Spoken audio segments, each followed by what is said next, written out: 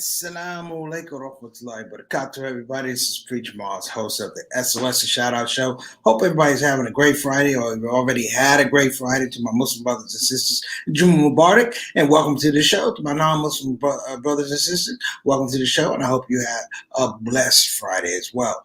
So, just moving forward, I hope you guys got a chance to watch that. I decided to kick off the show with a little history. That's Red Fox. The famous Red Fox and Timmy Rogers on an episode of Sanford and Son singing "'Tis Autumn." Great song written by Nat King Cole, immortalized by Nat King Cole. But when I just loved the fact that there was so much artistry back in that time. You had to be able to do different things. So if you could tell jokes, you had to be able to sing. If you had to be able to sing, you had to be able to dance. If you could dance, you had to be able to play an instrument. And what it is, brothers and sisters, it just made the whole aspect of art so much fun. So even myself as a comedian, and I would add this in because you're looking at two comedians, but you're actually looking at two guys who actually were singers. Red Fox was a singer. Timmy Rogers was a singer. And so what I'm saying in this little space is that you have to love versatility. You know, you have to love versatility. So today's show, brothers and sisters, I think I put it out. I didn't put it out. I'm just saying Today, I'm going to be talking about not Trump supporters. I'm going to be talking about Trump Whiteys. I spoke about Trump Whiteys early on in the year, and it was a little bit of a prelude to something that we saw now. But I began to look at things, and I want all you brothers and sisters, despite everything you're seeing on TV. All the stuff you're seeing on TV and things like that. I know we did 2 o'clock, and we did 2 o'clock in America. Sorry about that. What I want folks to understand is that this whole thing, even with Joe Biden, it's going to take the will of the people. It's going to take the will of the people. And when I say the will of the people, I mean that for lack of a better word, we see what happens when history plays out and people don't correct history. You know what I'm saying? Like, I don't really want to continue talking about Trump unless it's something new, like he's locked up or he went to prison, things that make this a family show. You guys know I'm going bad. You know this is going to be one of those shows. And I'm going to talk about the people who support Trump. Okay, I'm going to talk about the people who support Trump. First of all, what you saw in terms of storming the Capitol, that's only going to happen when they're in a group. Everybody knows here racists don't work in isolation. Like, they don't work solo. Like, I've never had a racist guy walk up to me on his own by himself and tell me how he felt. It's usually, it was him, and he was trying to demonstrate for a couple of people. I remember when I was a kid, I was telling my dad this. I said, one of the craziest things when I was a kid, and I went to school during the busing period. The only worst thing of being a kid during the busing period is being a black kid that didn't ride the bus. You had to walk to the school where people didn't like you. And so, real talk, we got smart after a while. We realized that, kids are like, when I was a kid, I was smaller, so I always had to fight. That's the gist of it. I had fights scheduled. Like, if I should have had like an assistant to schedule my fights when I was younger. And what I learned was these kids that didn't like us, they were only good in terms of groups.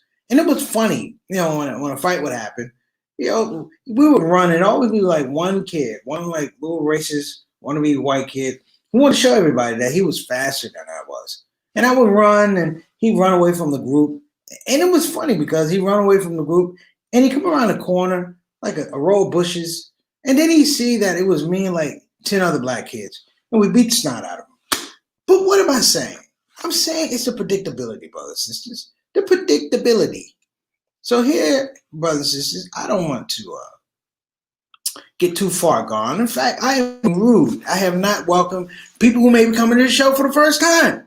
Thank you for coming to the show. Simple rules, brothers and sisters. Let your voice be heard. Get yourself in the comment section. Get yourself a shout out. If you don't mind, click that subscription button, notification button. And if you like the show, click the like button. The other thing is, you are among family. Do you know what it is to be able to work with stars in the building every day? Every day. Because the people who come on the show, brothers and sisters, you know, it's hard to say something other than I'm very blessed for the people that come on the show. But I'm blessed, I'm fortunate, I'm empowered, I'm inspired. So let me go through, let me show how, if you're coming on the show for the first time, let me show you what you've been missing. All right. Sister Rhea is our craft services person. She is the ShOUT dietitian. She's currently in Saginaw, Michigan, trying to take care of our aunt. We're making the for auntie. We hope she's doing well. All right. And we have Sister Sultana Whitfield, who is our consultant producer. She makes sure that everything is going along well. And she makes sure the show has balance. It has flow. And she's one of the hosts. She's a guest host on the show. So I want to make sure you guys check her out. You know, our Saturday spotlights have been off. We've been off our schedule a little bit, but I'm going to tell you why. Because I've been trying to upgrade the show. I got some special things happening for you folks. Just give me time. Sister Rabina Chowdhury is our unofficial research department. She has so many ideas that she sends to me and I read. I mean, thank you so much, Sister Rabina. If I haven't said thank you before, I'm saying thank you now. Appreciate you.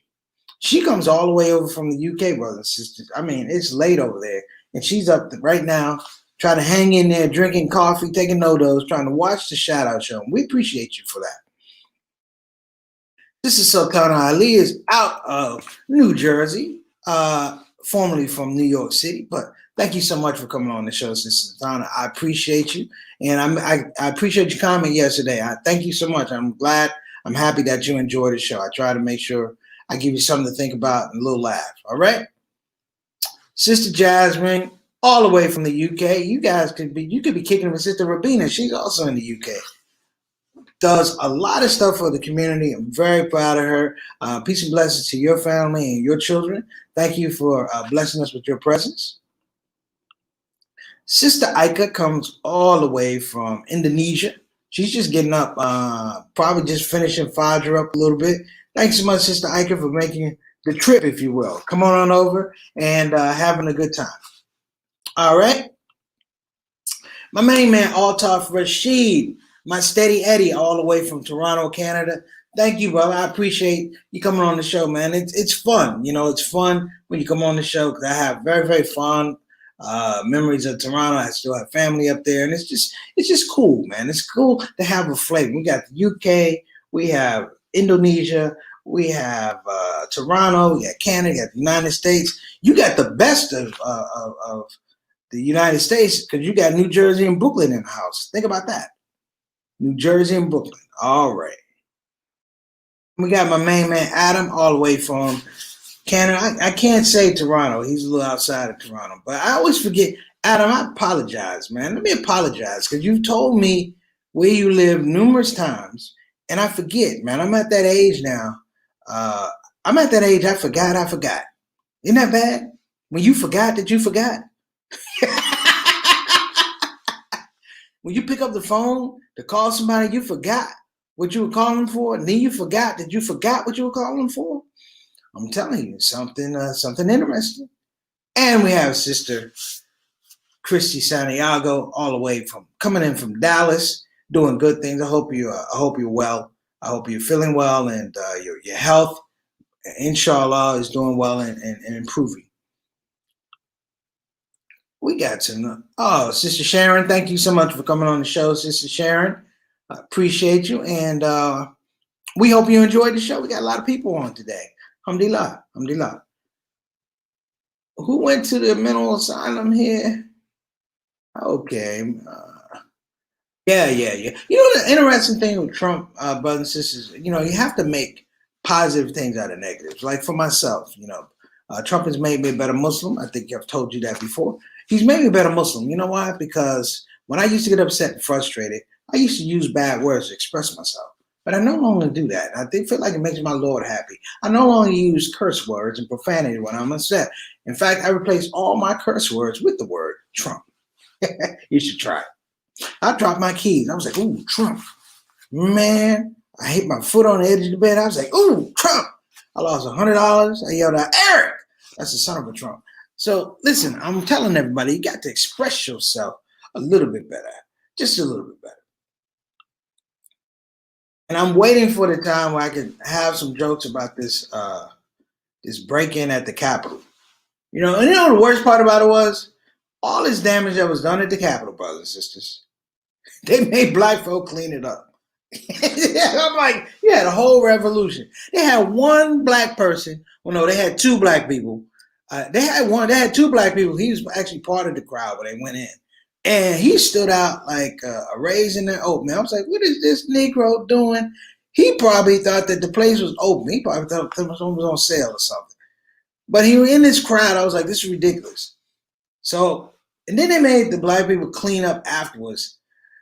Now, I wanted to be a fly on the wall to hear what they were saying about having to clean up that mess. But it's typical. That's an African American experience in the United States. And they had one black guy. I know this is bad, brothers and sisters. Forgive me, but I am a comedian. Did you see the black guy running from the protesters with the gun? He was running from the protesters and had a pistol. They were chasing him. He was running with his hand on the pistol. Now, every black person from here to Timbuktu and back was like, ooh, he gonna light them folks up.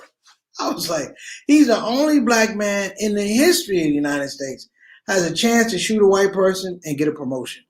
I was like, who trained these policemen, these Capitol Police? Marnie Fife? I was like, what is going on? They couldn't get anything right. Anything right. Now, I don't want to make jokes because people did lose their lives. They did lose their lives. But I'm hoping that people go to jail. Because the protesters were not that smart. Taking selfies, you're going to take a selfie with the police. Now, imagine me, brothers and sisters. I'm hard. I'm down on my luck. I'm desperate. Imagine I rob a series of liquor stores, and as I flee from the liquor store, I see an officer on the corner, and I stop to take a picture with him. That's how dumb it is. You have people faking being maced. They got a woman who said she was maced. They found her with an onion and a blanket rubbing it on her eyes. I'm like, you guys can't even do the protesting right. So here we go. In fact, I'm going to end it. I said they couldn't get the protesters right. I looked at television. And I was like, oh, this is some Trump right here. All right. I'm going to try to Boris Johnson. Ain't there some Boris? There you go. Don't start no Boris. There you go. Try it. It has a ring, brothers and sisters. Whoever it is that gets you upset, don't cuss. Just put their name in it. Put their name in it. That's it. And your life will be better. I'm going to give a shout out to my main man, Adam. He's from Oakville, just west of Toronto. What would you do? What did Trinidadians say? That's just, what you go do when you're going to get old? Yo, thank you for the translation. I got that, man. And you know what? I'm at the point, man, where people ask me for stuff, going older, and I just say no. I could do it, but I'm just like, I don't feel like it. And my mother says that now. Hey, Mom, I don't feel like it. And I can't wait till I'm at that point where I could just say, brothers and sisters, I don't feel like it. I don't feel like it. Hey, Barry, what's going on, brother? Assalamu alaikum. Trump defeated by Black Lives Matter. Okay. How? I was watching Grown Up Hip Hop in Atlanta. Check out the season opener of that show. I know they taped it a while ago. But I'm going to say this, not to be funny, but they were actually socially conscious, talking about Trump, COVID. You should check it out. I mean, I'm not a big fan of Bow Wow. I don't know him. We got the same last name. He's Shad Moss, some preacher Moss. But, for a moment there, they had a little focus, man, talking about what's going on in the world. It was the funniest comedy show I've seen in a long time. And I'm going to say something, too.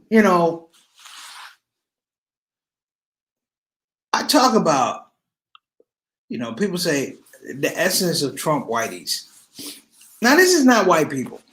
This is Trump Whiteys. This is an amalgamation of lies, sadness, loneliness, desperation, and lack of steady, meaningful employment. These are the type of white people that I'm talking about. I mean, to the point, Lindsey Graham is going through the airport and they're calling him a traitor. And I'm like, alhamdulillah. And you know what? When I was watching parts of this stuff, I actually rooted for the police.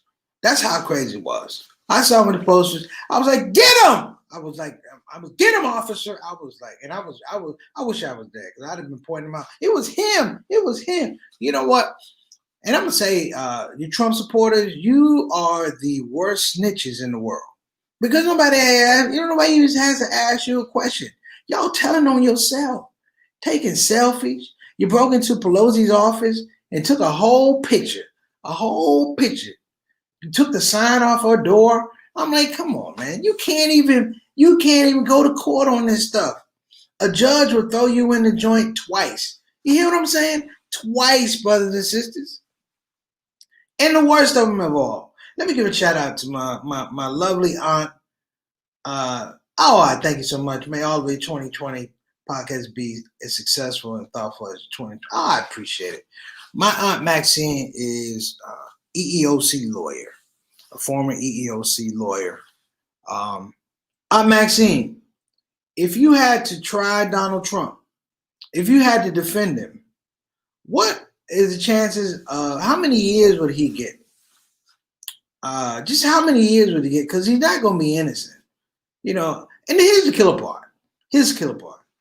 No sense of forgiveness. No sense of forgiveness. And when I laugh, when I look at these things, I do laugh, because it's funny. I'm not gonna say, there is something about saying oppressors oppress each other. That is kind of funny. There are movies I watch because there's no black people in them getting oppressed. Braveheart, Gladiator. I enjoy that stuff. I'm like, well, they had one black guy in Gladiator, but he was free. But I'm like, I enjoy it. And watching the Capitol thing. What I want to see, I don't want to see him tried in regular court. I want at least 5 to 10 of these no good protesters wind up in the court of Judge Joe Mathis, Terrence Mathis, or Judge Joe Brown. Bring Judge Joe Brown out of retirement because Judge Joe Brown gonna get everybody time. I mean, send them to Judge Judy. Don't even give them real trials. Serious. I mean, send them to traffic court and give them 15 years. I don't care. And whatever you could throw at them, throw at them. Because in the end, if you really want to appreciate this whole thing, and I say the essence of Trump Whiteys, and I'm going to get to it, brothers and sisters, is the fact that these are the most misguided people in the world. My grandfather had a term about these type of people. He said, son, don't talk to these people. Now, I don't mean to be gross. He said, don't ever talk to people like that, son. I said, why not, Grand? He said, dealing with them people is like peeing in a fan. So we're going to call them piffs. Don't deal with piffs. Because dealing with piffs is like exactly peeing in a fan. They fit every old school saying about being confused. So them people sitting on the TV looking at the sofa. See how all this stuff fits, brothers and sisters? And I think about this too. The sad part is they think they're right. They're going to think they're right all the way to jail. They're going to think they're right all the way to prison.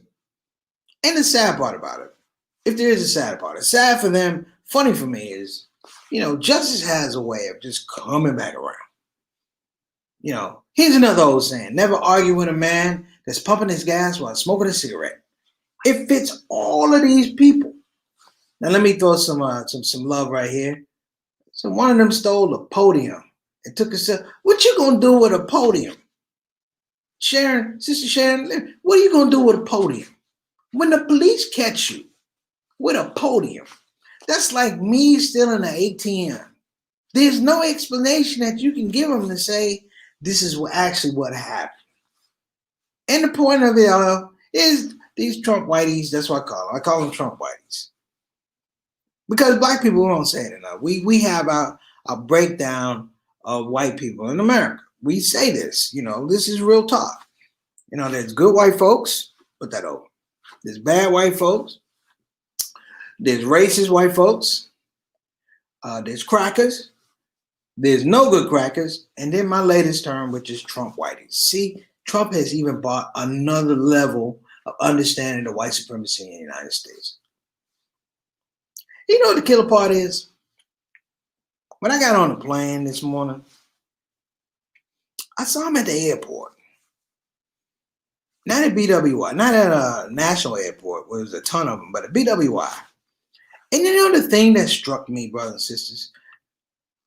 Trump Whiteys have been ordered by Candace Owens. Yeah, she want to be white, but I bet you if she was in that Capitol building, I bet you they'd beat her up, because that's what it is. And there was something I meant to say yesterday. I'm going to jump on it.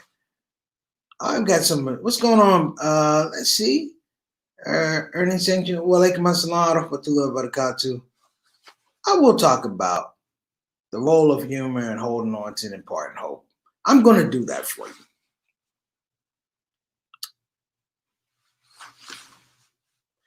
The role of humor, brothers and sisters, just like I showed you at the beginning of the show. Red Fox and Timmy Rogers. In fact, I think I might bring it back, because some of you didn't get to actually see it. But these guys were tremendous performers.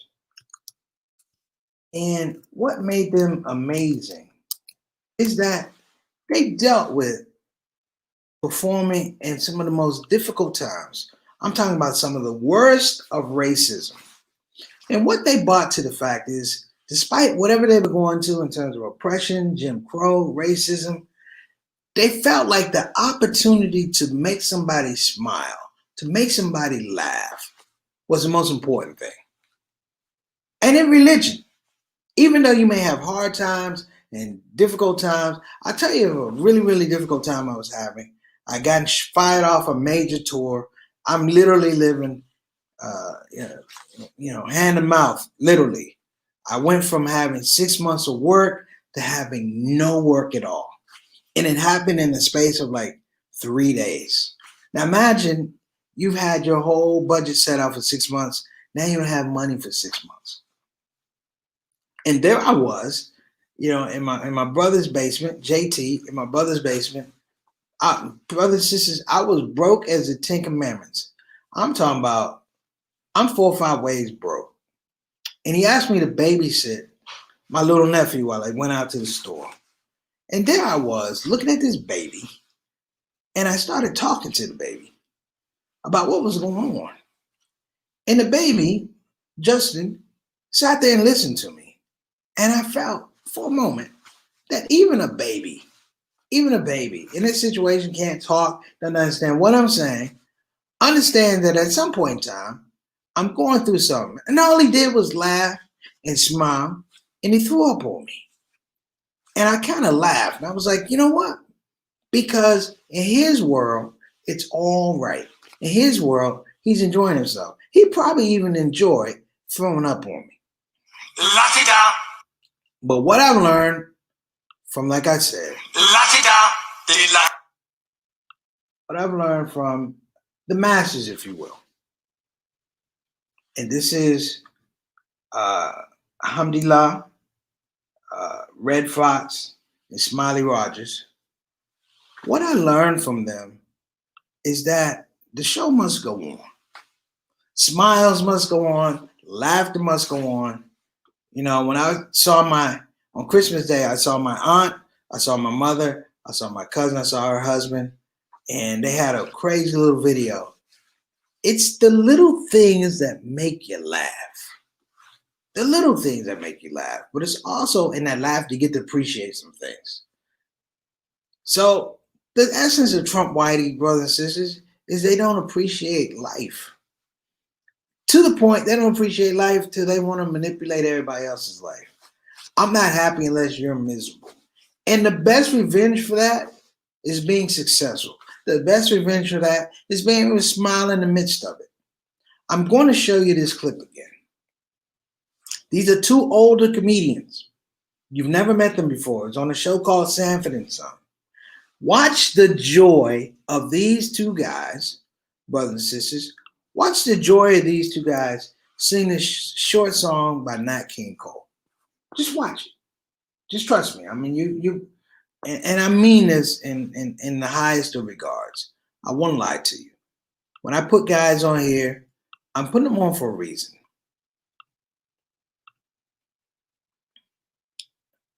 Hold on a moment. So just watch the joy. Red Fox, Timmy Rogers. May Allah be pleased with these brothers.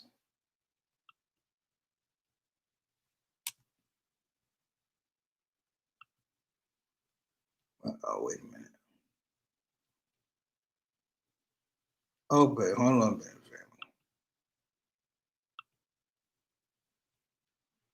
La-di-da, tis autumn. Then the birds got together to chirp about the weather. And after making their decision, birdie like precision turned about. Whoa, and made a beeline to the south. My holding you close really is no crime. Ask the birds and the trees and oh, Father Time. It's just to help the Mercury climb. La-di-da, la-di-da, tis autumn. What did you say? I said la-di-da, la-di-da, tis autumn. Just one more time. No. La-di-da, la-di-da, tis autumn.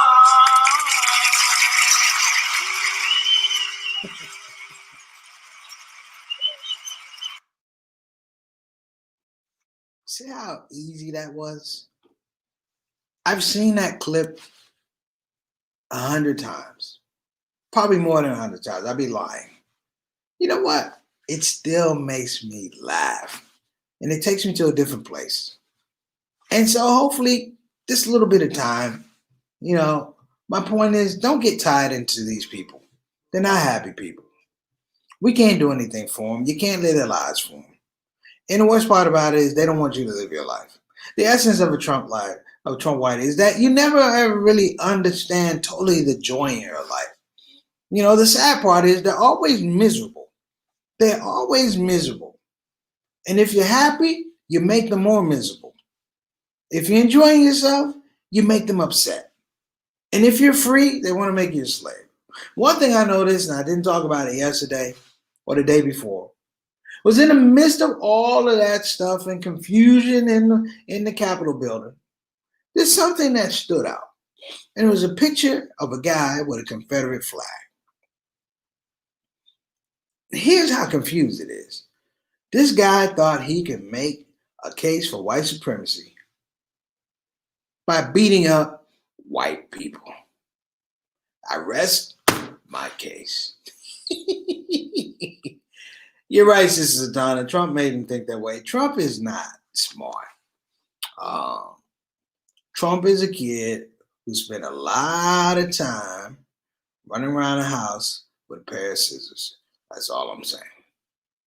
And how kids, when you were a kid and the parents introduced the smart kids, he was the one they said, go down in the basement.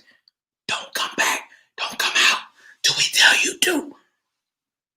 So listen, final word, Mary Moss says, it does its truth for nonviolent mishandled black protesters versus violent. That's all well and good. It's all well and good. Because the fact of the matter is, this is nothing new. for me to talk about these things and what I liked about talking about that little show. Growing up hip hop in Atlanta with the hip hop kids. One lady said, this whole thing makes me feel like we 50 years ago and we slaves. I was like, I don't know what kind of math you're doing 50 years ago makes us slaves, but I'm going to go with your feeling. It was just the fact that if you're not careful, you can lose hope. If you're not careful, you begin to think that things won't change. And if you ever get that point, brothers and sisters, where you think that things don't change or they're going to remain the same, take a breath and repeat these words. La-di-da, la-di-da, tis autumn. La-di-da, la-di-da, tis autumn. One more time, no. La-di-da, la-di-da, tis autumn. Have a great weekend, everybody. I'm Preacher Moss, host of the SOS, the Shout Out Show. See you tomorrow. And if I don't see you tomorrow, have a great Saturday. Assalamu alaikum wa rahmatullahi wa barakatuh. Your brother, Preacher Moss.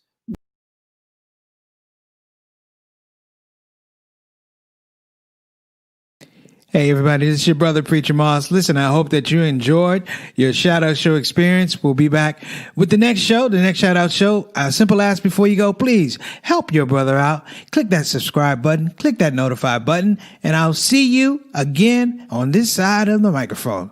You probably wonder what that smell is. That's me. I smell good. And the reason I smell good is because I use oils from Tarif Attar. So I'm not saying you can't smell good. I'm not even saying you stink. I'm saying you have the opportunity to smell exquisite. Check out tarifattar.com for some of the best oils and scents in town.